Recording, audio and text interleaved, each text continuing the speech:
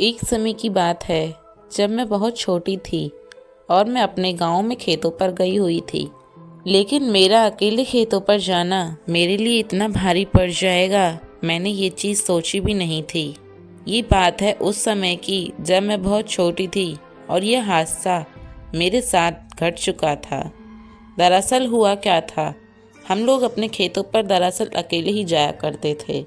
यानी कि हमारे खेत थोड़ी दूरी पर थे और पहले गांव में शौचालय नहीं हुआ करते थे, तो हम लोग शौच के लिए बाहर ही जाते थे और जो भी वॉशरूम वगैरह करना होता था तो सब बाहर ही जाते थे। एक समय की बात है जब मैं दोपहर पढ़ रहा था और मुझे बाथरूम लगा हुआ था, लेकिन मेरी कज़न्स को मैंने बोला कि तुम लोग मेरे साथ चलो वॉशरूम के लिए। तब वो उन लोगों ने मना कर दिया और मुझे उस वजह से अकेले जाना पड़ा। मेरा अकेले जाना इतना भारी पड़ा मेरे लिए कि मैं उस सोच को आज भी सोचती हूँ तो वह मेरे लिए रूह कँपा देने वाला हादसा होता है।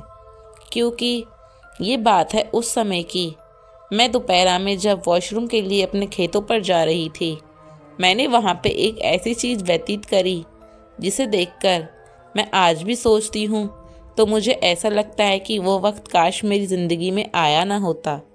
ये बात है उस समय की जब मैं अपने खेतों पर चल रही होती थी। पहले तो मुझे ऐसा महसूस हो रहा था जैसे कोई मेरे पीछा कर रहा है, लेकिन मगर मैं पीछे लौट कर देखती तो मुझे ना ही कोई आसपास नज़र आता और ना ही कोई मेरे पास मुझे दिखाई देता। लेकिन वहाँ कुछ ऐसी शक्तियाँ थीं जिन्होंने मेरा पीछा करना स्टार्ट कर दिया था।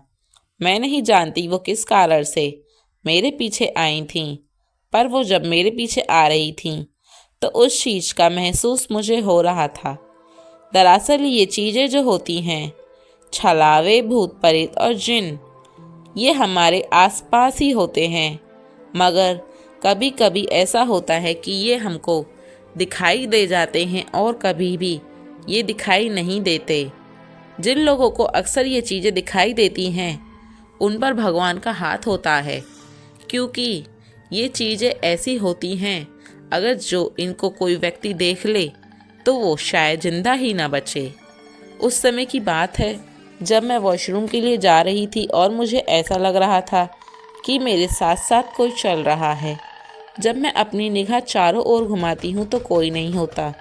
मैं इस चीज़ को इग्नोर करके खेत में बैठ जाती हूँ और लगभग 5 मिनट में मैं वहाँ से चल देती हूँ, क्योंकि बाथरूम मेरा कंप्लीट हो चुका था। और मैं जब वहाँ से निकल रही थी तो मुझे अचानक सामने एक सांप दिखाई देता है, जिसे देख मैं बहुत ज़्यादा डर जाती हूँ और उस सांप से डर कर भागती हूँ। तभी भागते भागते मैं एक ऐसे व्यक्ति से टकराती हूँ जिस व्यक्ति के कारण आज भी मैं वो पल सोचती हूँ तो मुझे बहुत डर लगता है। मैं उस व्यक्ति से टकराती हूँ और देखती हूँ कि वह व्यक्ति बहुत ही लंबा है और उसने बहुत ही डरावने वाइट कलर के कपड़े पहने हुए हैं। उसका चेहरा भी एक अजीब चेहरा लग रहा था, जैसे कि उस चेहरे में कुछ छुपा हुआ हो, मानो जैसे उस चेहरे में किसी भूत या जिन प्रेत का वास हो। लेकिन उस समय पर मुझे इतनी समझ नहीं थी कि ऐसा भी कुछ होता है। दरअसल मैं उसको देखने के बाद उससे बोलती हूँ, वहाँ पे एक सांप है, मुझे उससे बचा लो, वो मुझे काट लेगा। वो व्यक्ति इतने ही मेरी ओर देखता है और मेरा हाथ पकड़ लेता है। तभी वह कहता है, चिंता मत कर बच्ची, तुझे कुछ नहीं होगा, मैं आ गया हूँ ना, मैं तुझे नहीं छोड़ के जाऊँगा। इतना सुनते मैं हैरान हो जाती हूँ।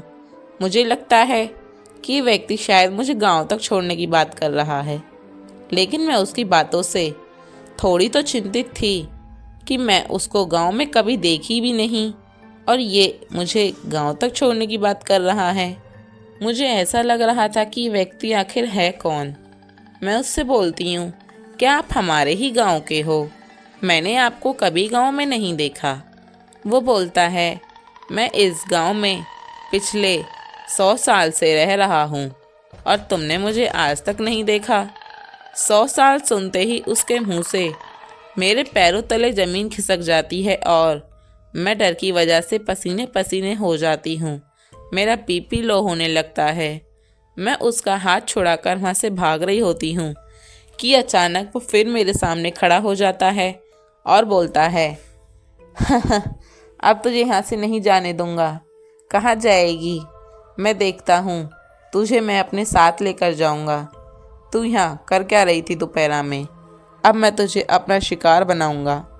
मैं इतनी डर चुकी थी कि मुझे लग रहा था कि शायद ये व्यक्ति मुझे अपने साथ लेकर जाए, लेकिन मुझे भगवान पर पूरा भरोसा था कि ये व्यक्ति मुझे अपने साथ नहीं ले जा सकता और ना मैं ऐसा कभी होने दूंगी, क्योंकि मेरी जान इतनी सस्ती नहीं कि मैं किसी भी व्यक्ति के हाथ उसको दे दूं।